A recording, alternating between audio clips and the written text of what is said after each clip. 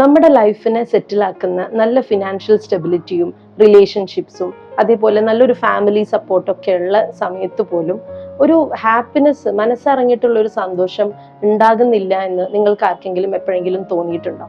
അങ്ങനെ തോന്നിയിട്ടുണ്ടെങ്കിൽ ഞാനിനി പറയുന്ന ഒരു കാര്യം നിങ്ങൾ ചെക്ക് ചെയ്യണം. അതായത് നിങ്ങളുടെ ലൈഫിൽ എടുത്തിട്ടുള്ള ചെറുതും വലുതുമായിട്ടുള്ള ഡെസിഷൻസ് ഒക്കെ പൂർണ്ണമായും നിങ്ങളുടെ മനസ്സ് സമ്മതിച്ചിട്ട് തന്നെയാണോ ആ ഡിസിഷൻസ് എടുത്തിട്ടുള്ളത് എന്നാണ് ചെക്ക് ചെയ്ത് നോക്കേണ്ടത്.